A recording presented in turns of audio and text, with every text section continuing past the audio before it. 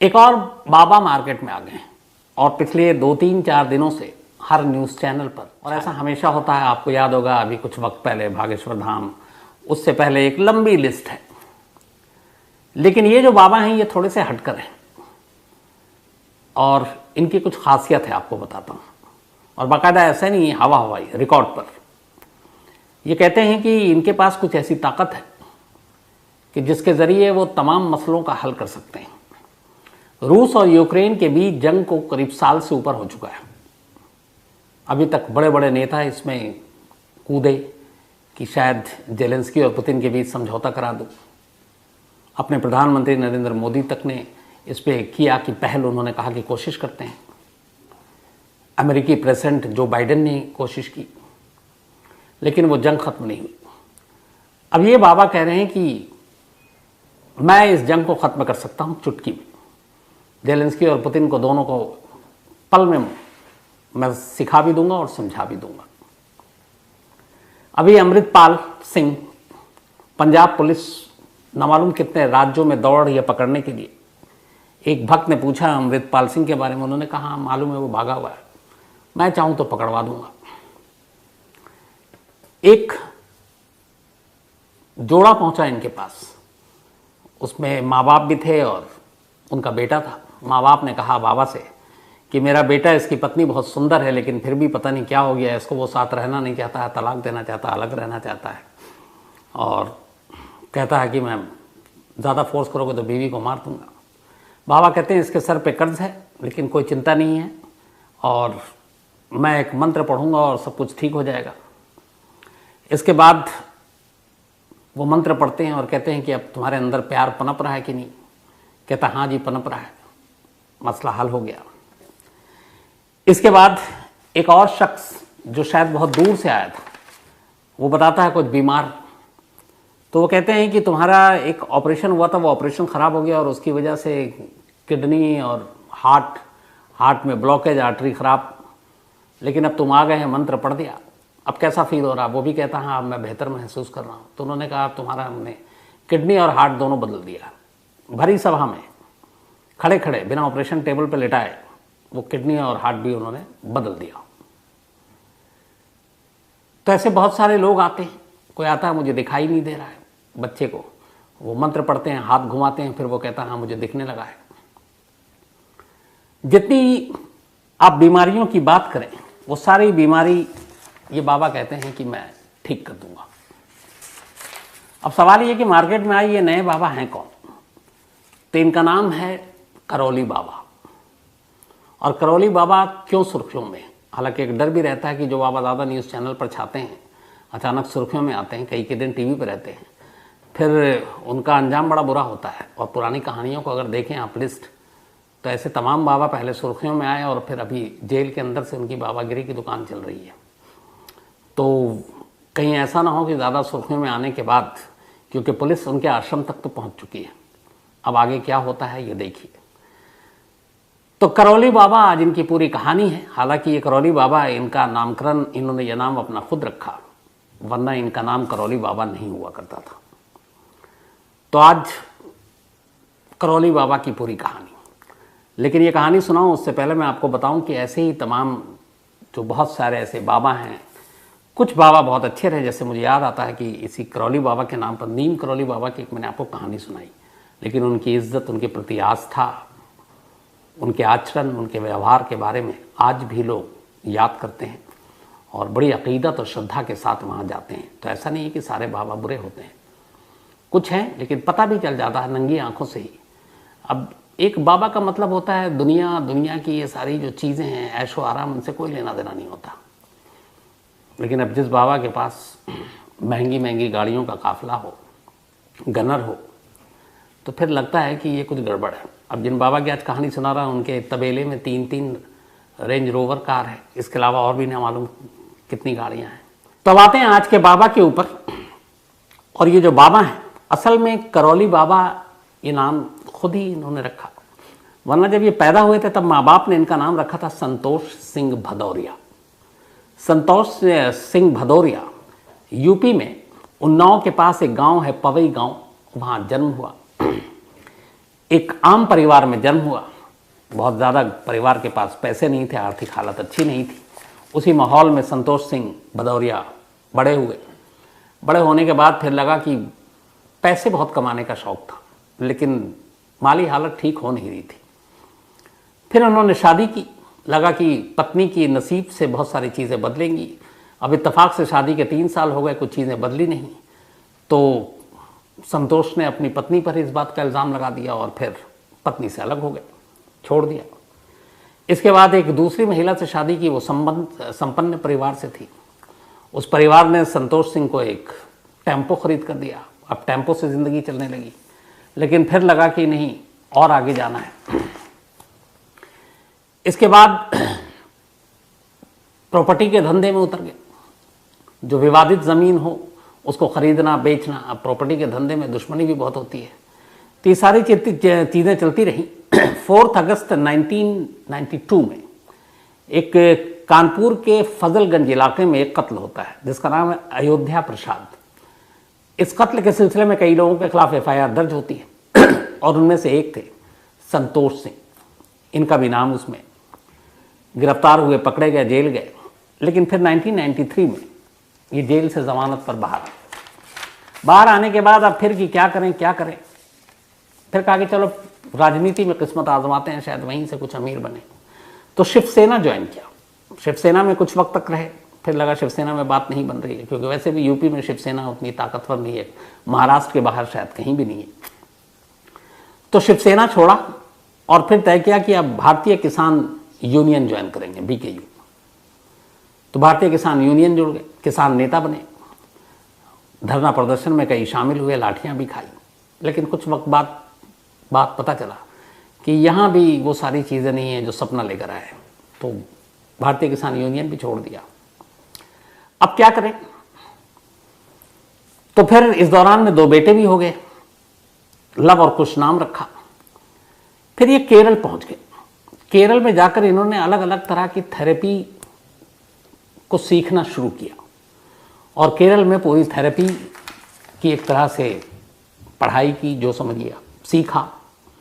और वो सब करने के बाद वापस सब कानपुर पहुंचे। कानपुर में आने के बाद अपनी एक क्लिनिक खोली थेरेपी की और अलग अलग तरह की थेरेपी करते।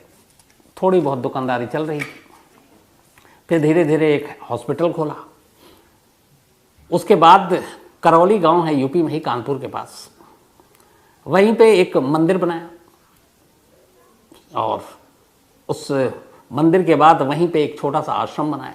नाम रखा लवकुश आश्रम। अब लवकुश आश्रम बनाने के बाद संतोष सिंह वहाँ पे लोगों का थेरेपी के नाम पर मतलब गंभीर से गंभीर बीमारी का इलाज करने का दावा शुरू कर दिया। उन्होंने कहा कि चाहे वो किडनी हो, चाहे वो हार्ट हो, चाहे वो ना दिखाई देता हो आँखों से, आँखों की प्रॉब्लम हो, मतलब ऐसी बीमारी जिसके बारे में डॉक्टर ने जवाब दे दिया हो वो सब ठीक कर देंगे मंत्र से। और उसके बाद धीरे धीरे अब लोग आने लगे। हमारे देश में वैसे भी परेशान, बीमार इन लोगों की तादाद बहुत है। तो जहाँ से उम्मीद की हल्की सी किरण दिखाई देती है, लोग उस विश्वास में वहाँ चले आते हैं। और जितने भी हमारे इस तरह के बाबाओं की दुकान चलती है, वो यही वजह है कि लोग इन चीज़ों से इतना दुखी होते हैं कि कहीं से भी हल्की सी भी उम्मीद नज़र आती है, वो एक आस्था और अकीदत के साथ वहाँ पहुँच जाते हैं।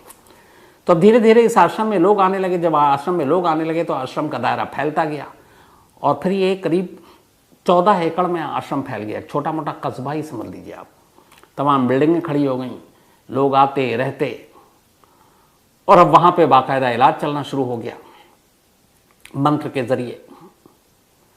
फिर लगा कि नहीं, अब किसी भी बाबा या बाबागिरी की दुकान को चलाने के लिए मार्केटिंग बहुत ज़रूरी है, पब्लिसिटी ज़रूरी है। तो करौली बाबा ने एक तो पहले अब अपना नाम बदल दिया। अब वो करौली बाबा सरकार हो गए। संतोष सिंह भदौरिया उन्होंने नाम छोड़ दिया। अब करौली बाबा सरकार लोग बुलाने लगे। इसके बाद धीरे धीरे वक्त बीता। अब वो जो दरबार लगाते और दरबार में लोग आते, जादू टोना तंत्र मंत्र, और लोगों से पूछते, फिर कहते अब ठीक लग रहा है, अब ठीक हो गए हो। तो वो सारी चीज़ें अब रिकॉर्ड होने लगी और अब अपना यूट्यूब चैनल और उस चैनल पे अपनी सारी जो चीज़ें थी वो उसको दिखाना शुरू किया। सोशल मीडिया का ज़माना है। यूट्यूब पर करौली बाबा की इन तमाम चीज़ों को लोगों ने देखा। बहुत सारे लोगों को लगा कि हम भी परेशान हैं, डॉक्टरों ने जवाब दे दिया है। तो उम्मीद के बारे सब इस करौली आश्रम में पहुंचने लगे। अब धीरे धीरे करौली बाबा का नाम होना शुरू हुआ, लेकिन अभी भी उस तरह का नाम नहीं था। अब इस दौरान में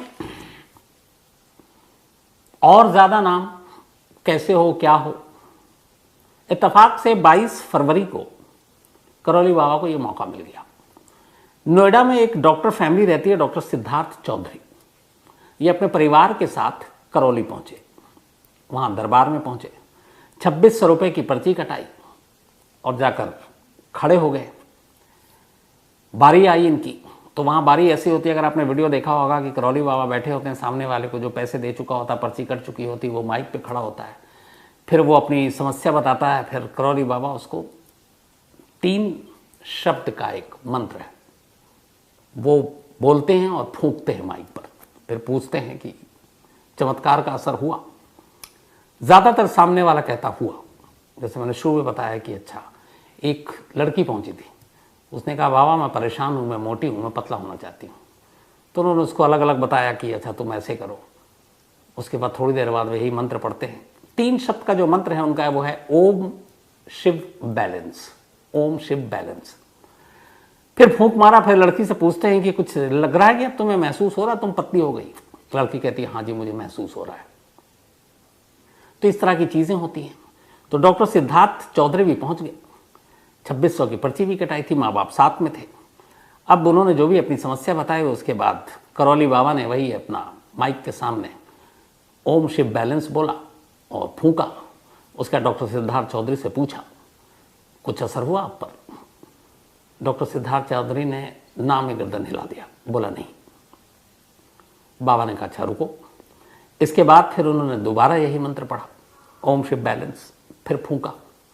अच्छा, पूरे दरबार में और भी बहुत सारे लोग हैं। पूछा अब असर हुआ? डॉक्टर सिद्धार्थ चौधरी ने दोबारा गर्दन नाम में हिला दिया कि नहीं मेरे ऊपर कोई असर नहीं हुआ। अब बाबा को गुस्सा आ गया। इसके बाद उन्होंने अपने आसपास खड़े सेवादारों की तरफ देखा। सेवादार आगे आए, डॉक्टर सिद्धार्थ चौधरी को अपने साथ बड़े प्यार से ले गए। थोड़ी देर के बाद वो एक कमरे में थे और कमरे में उनकी पिटाई चल रही थी। इसके बाद वो बाहर निकले, नाक की हड्डी टूट चुकी थी, सर फूट चुका था। उन्होंने पुलिस में कंप्लेंट लिखाई, पुलिस ने भी एक्शन लिया और पुलिस पहुंच गई बाबा के दरबार में। अब पुलिस इस पूरे मामले की जांच कर रही है। तो जब डॉक्टर सिद्धार्थ चौधरी का ये केस सामने आया, पुलिस आश्रम पहुंची, तो मार्केट में आए नए बाबा का नाम अब उस जो अपने उनके अभी तक पब्लिसिटी के जो जरिया थे, यूट्यूब और बाकी, उससे निकलकर अब वो नेशनल मीडिया में आ गए। अब हर न्यूज़ चैनल पर करौली बाबा, उनका दरबार, उनके सारे तंत्र मंत्र, उनके सारे जादू टोना को भगाने का जो तरीका, उनके काम का तरीका, उनके दावे, ये सारी चीज़ें अब हर तरफ दिखाई जा रही हैं। और अब अचानक जो बाबा हैं वो सुर्खियों में। अब सवाल ये है कि इनकी सच्चाई क्या है। कहानी तो मैंने आपको पूरी बता दी, बचपन से लेकर नाम भी बताया, फिर कैसे कैसे इन्होंने काम किया। अब इनका और इनके आश्रम की पूरी सच्चाई क्या है वो आपको सिलसिलेवार बताता हूं। इनका ये जो बाबा है, इनका मेन ये है कि ये सारी गंभीर बीमारियों को ठीक कर सकते हैं मंत्र से। बे औलाद को औलाद दे सकते हैं। पति पत्नी के बीच में झगड़ा है और प्रेम नहीं है, तो झगड़े को दूर कर उन दोनों के बीच में प्रेम पैदा कर सकते हैं। मोटा है उसे पतला कर सकते हैं। भगौड़ा कोई मुजरिम है उसको पकड़वा सकते हैं। दुनिया में कहीं जंग चल रही हो उसको रुकवा सकते हैं। जिन तमाम बीमारियों को डॉक्टर ने इनकार कर दिया कि ये ठीक नहीं हो सकता, वो सब कुछ करवा सकते हैं। तो ये सारी चीजें कर सकते हैं और इसीलिए तमाम लोग यहां पर पहुंचते हैं। अब ऐसा नहीं है कि सिर्फ ऐसे ही लोग, इसमें बहुत पढ़े लिखे लोग पहुंचते हैं, बहुत विदेश से भी पहुंचते हैं। कहते हैं कि करीब 17 देश में बाबा के फॉलोअर्स हैं और वो लोग आते हैं। इनके जब आप आश्रम जाएंगे तो चारों तरफ इनके गनर भी खड़े होते हैं। गनर के साथ आलीशान गाड़ियां हैं।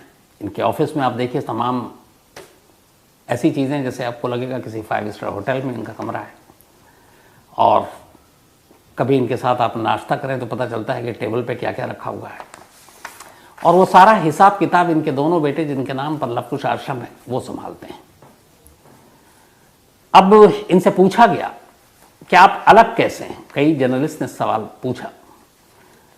तो आप ये तंत्र मंत्र भूत प्रेत भगाते हैं, तो इनका बड़ा दूसरा लॉजिक है।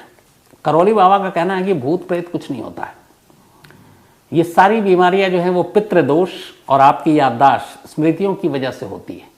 उन्होंने कहा कि जो स्मृतियां हैं वो कभी मिटती नहीं है, नष्ट नहीं होती, बर्बाद नहीं होती।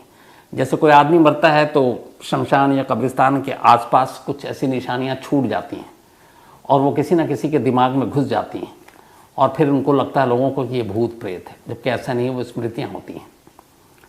तो कहते हैं कि मेरे अंदर वो ताकत है, वो शक्ति है कि मैं किसी की भी स्मृति किसी और में डालकर उसे बीमार कर सकता हूं और उसे अच्छा कर सकता हूं। अब ये अजीब सी चीज है। उनका कहना है कि पितृदोष और 27 जन्मों की स्मृतियों का इलाज करता हूं, ये उनका दावा है। और ये भी है कि सबके दिमाग पर एक तरह से लेप लगाते हैं और उसकी जो निगेटिव सोच और स्मृतियां हैं उसको खत्म कर देते हैं। अब इनके पास बड़े बड़े, हर बाबा की तरह इनके पास भी बड़े बड़े लोगों का ताना आना जाना सब कुछ लगा होता है। अब लेकिन ये जो सारी चीजें करते हैं, ऐसा नहीं है कि ये दान पुण्य और ऐसी फ्री में सब कुछ हो रहा है। अब जरा हिसाब किताब पर नजर डालिए। इस करौली आश्रम में आने वाले हर शख्स को सबसे पहले रजिस्ट्रेशन के नाम पर 100 रुपए देना होता है, 100 रुपीज। इसके बाद ये तो हो गया रजिस्ट्रेशन। अब 100 रुपए देने के बाद काम खत्म नहीं हुआ, अब फिर आपको 100 रुपए और देना है और वो है बंधन का चार्ज, बंधन की फीस। अब बंधन क्या है? बंधन एक सफेद धागा ये देते हैं जो कमर पर बांधना होता है। जो भी वहां आएगा पहले रजिस्ट्रेशन, फिर बंधन चार्ज, यानी कि एक धागा जो आपको कमर पर बांध दिया जाएगा। अब ये जो धागा बांधा जाता है, ये 3 महीने की आपकी गारंटी है कि आप 3 महीने तक आपसे इसके 100 रुपए नहीं लिए जाएंगे। हाँ, 3 महीने जब पूरा हो जाएगा फिर आपको ये धागा या बंधन चार्ज रिन्यू कराना पड़ेगा। तो 200 रुपये यहां से शुरू हो गए। इसके बाद 100 रुपये की 2 अलग अलग अर्जियां जो है वो दरबार के लिए लगती हैं। क्या बाबा से मिलना है, उनको बताना है, उनको परेशानी शेयर करनी है। फिर वहां हवन में शामिल होना होता है और हवन में शामिल होने के लिए जो खर्चा है 6200 के करीब है, 6200 रुपये टोटल खर्च। तो कायदे से 6200 ये देखिए और 100 रुपये एंट्री 63, 100 रुपये बंधन 64 और 100 की 2 अर्जियां, तो 65, 6600। 6600 आपको तो खर्च करना मिनिमम है ही है। हाँ, इसमें से एक चीज और होता है कि आप चाहें तो हवन ना कराएं, लेकिन ऐसा होता नहीं है। अब ये हवन जो होता है, ये हवन 9 दिन के अंदर होता है, 9 दिन तक का ये पूरा एक सिस्टम है। तो ये 6600 हो गया। अब आपको वहां रहना भी है, जो बाहर से आया तो पूरा आश्रम बना हुआ, उसमें रहने खाने पीने का खर्चा अलग है। जो आपके साथ आपके लोग आए हैं, तीमारदार आए हैं, रिश्तेदार आए हैं, उन सब का भी अलग है, तो वो पैसे अलग आपको देने हैं। अभी अब कोई एक शख्स आए मान लीजिए और कहे कि मैं बहुत जल्दी में हूँ बाबा, 9 दिन इंतजार नहीं करना है और मेरी बीमारी मेरी परेशानियों को सिर्फ आप 1 दिन में, आज ही आया हूँ, आज ही लौट जाऊँगा, आज ही ठीक कर दीजिए, तो वहाँ मना नहीं होता, कहा जाता है ठीक है। उसकी फीस अलग है। 1 दिन में आपको अपनी बीमारी अपनी परेशानियों को दूर करवाना है तो 1,51,000 रुपये की फीस है।